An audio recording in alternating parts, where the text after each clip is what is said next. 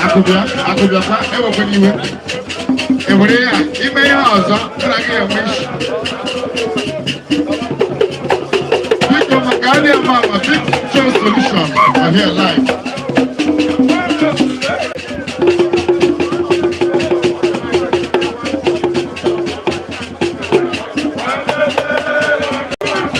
How about now,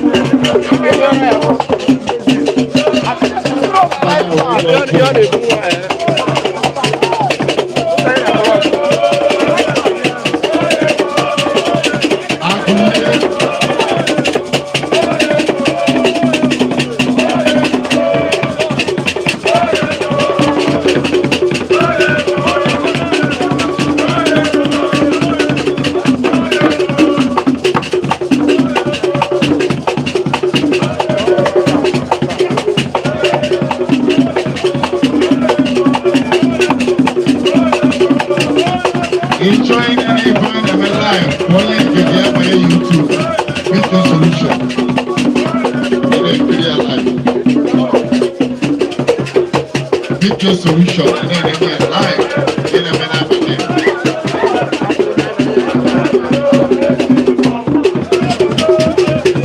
Well, I should not get on that, but they are going, let's check Akachukwu. Papa, just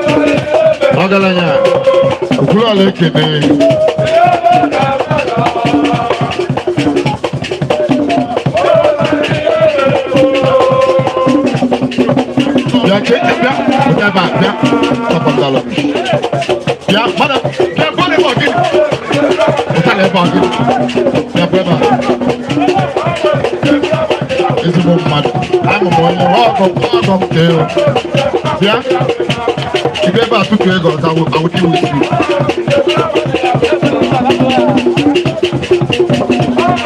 When they got to 7, I will deal with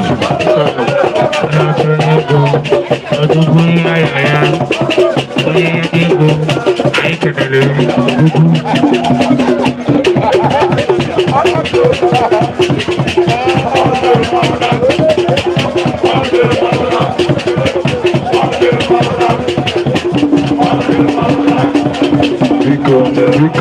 Biko, protocol, ka ebe 5 ya biko. Ọgalgo onye abịa akwụkwọ ya, ọnụ abịa akwụkwọ akwụkwọ ya n'azụ.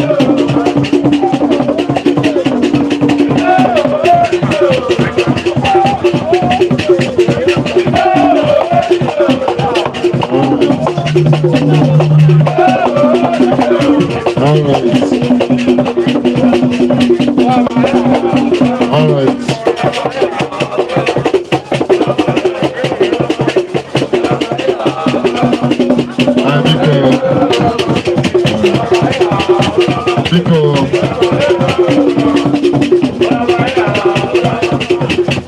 I'm with the next.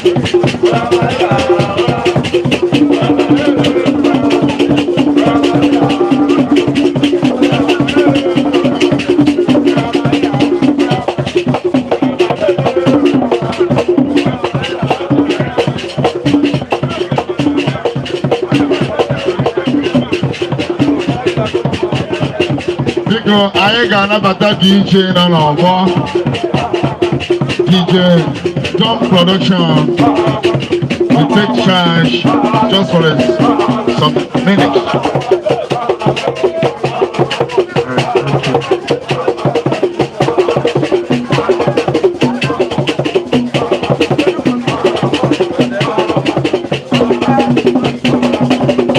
In all the sunshine, I have to usher in DJ Tom Production.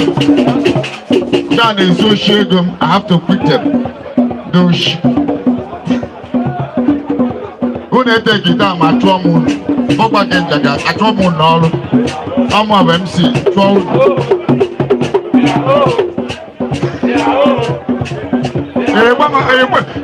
Advantage you can disadvantage. How about one? You have all advantage. There's too much. Gabdo.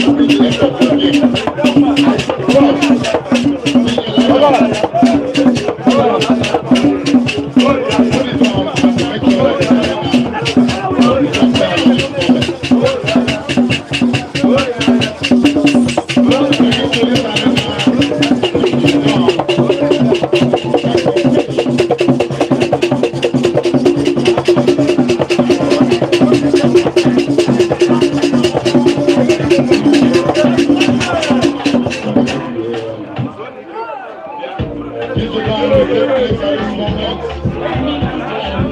This is the